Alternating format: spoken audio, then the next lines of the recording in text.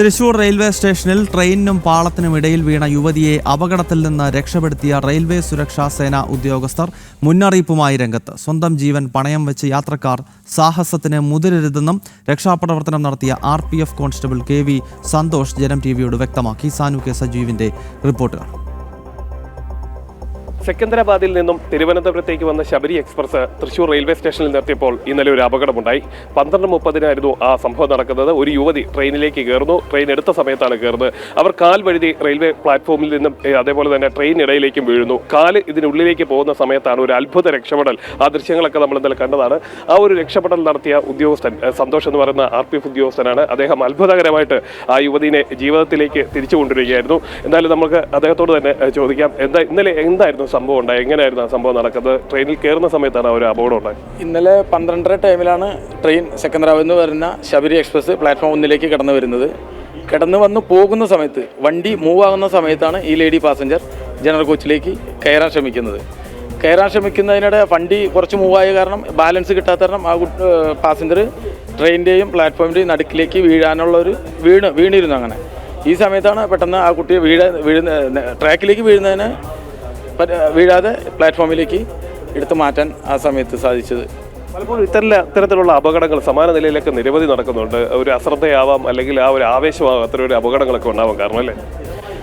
പരമാവധി ട്രെയിനിൽ യാത്ര ചെയ്യുന്നവർ ശ്രദ്ധിക്കുന്നതാണ്. മൂവ്മെൻറ്റ് ഉള്ള വണ്ടികൾ പെട്ടെന്ന് കയറരുത്, ഇറങ്ങരുത്. പരമാവധി ശ്രദ്ധിച്ചാൽ ഒരുവിധം ഒഴിവാക്കാം. ആരായാലും ട്രെയിൻ യാത്ര ചെയ്യുന്ന എല്ലാവരായാലും ശ്രദ്ധിച്ചു കഴിഞ്ഞാൽ ഒരുവിധം നമുക്ക് ഈ ഇങ്ങനത്തെ അപകടങ്ങളെല്ലാം ഒഴിവാക്കാം.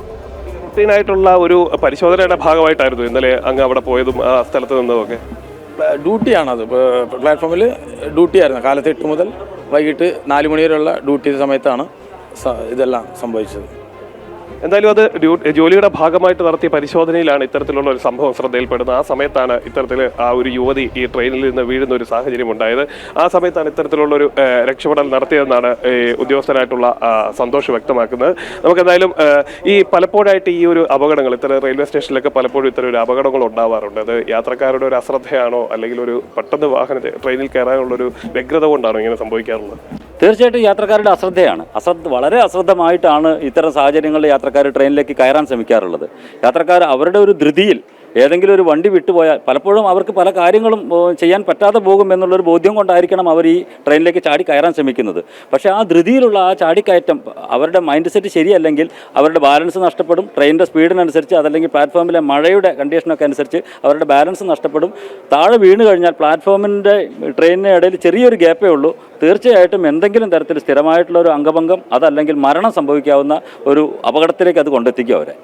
ഇത്തരം ഒരു ട്രെയിൻ യാത്രക്കാരോട് RPFന്റെ ഭാഗത്തു നിന്ന് കൊടുക്കാനായിട്ടുള്ള ഒരു നിർദ്ദേശം എന്താണ്? റെയിൽവേ സ്റ്റേഷനിൽ വരുമ്പോഴത്തേന് നമ്മൾ പാലിക്കേണ്ട കാര്യങ്ങൾ. ദയവ് ചെയ്ത് നിങ്ങളുടെ ജീവൻ പണയപ്പെടുത്തിക്കൊണ്ടുള്ള ഇത്തരം സാഹസ പ്രവൃത്തികൾക്ക് മുതിരരുത്. നിങ്ങൾ ഒരു വണ്ടി നിങ്ങൾക്ക് നഷ്ടപ്പെട്ട് കഴിഞ്ഞാൽ തൊട്ടടുത്ത വണ്ടിക്കകത്ത് നിങ്ങൾക്ക് കയറി വീട്ടിലെത്താവുന്നതാണ്, അതല്ലെങ്കിൽ നിങ്ങൾക്ക് പോകേണ്ട സ്ഥലത്ത് എത്താവുന്നതാണ്. അതല്ലാതെ സ്ഥിരമായി നിങ്ങൾക്ക് വീട്ടിലോ അതല്ലെങ്കിൽ പോകേണ്ട സ്ഥലത്തോ എത്താൻ പറ്റാതെ ഉള്ളൊരവസ്ഥയിലേക്ക് നിങ്ങളുടെ ജീവൻ പണയപ്പെടുത്തിക്കൊണ്ട് ഇത്തരം ഒരു പ്രവൃത്തിയിലേക്ക് പോകരുതെന്നാണ് ഞങ്ങളുടെ അപേക്ഷയാണ്. എന്തായാലും റെയിൽവേ പോലീസിന്റെ ഭാഗത്തു നിന്നും അതേപോലെ തന്നെ RPFന്റെ ഒക്കെ ഭാഗത്തു നിന്ന് അത്തരത്തിലുള്ള ഒരു അപേക്ഷയാണ് നൽകിക്കൊണ്ടിരിക്കുന്നത്. കാരണം ഇത്തരത്തിലുള്ള ഈ ഒരു വ്യഗ്രത അല്ലെങ്കിൽ ഒരു യാത്ര ചെയ്യാനായിട്ടുള്ള ഒരു വേഗത അല്ലെങ്കിൽ ട്രെയിനിലേക്ക് അശ്രദ്ധമായിട്ട് കയറി കഴിഞ്ഞാൽ ജീവിതകാലം മൊത്തം അംഗഭംഗരായി കഴിയേണ്ടി വരുമെന്നാണ് RPF പറയുന്നത്. ശ്രദ്ധയോടുകൂടി യാത്ര ചെയ്യണമെന്നാണ് അവർ നൽകുന്ന നിർദ്ദേശം. മനുകൃഷ്ണയ്ക്കൊപ്പം സാനു കെ സജീവ്, ജനം, തൃശൂർ.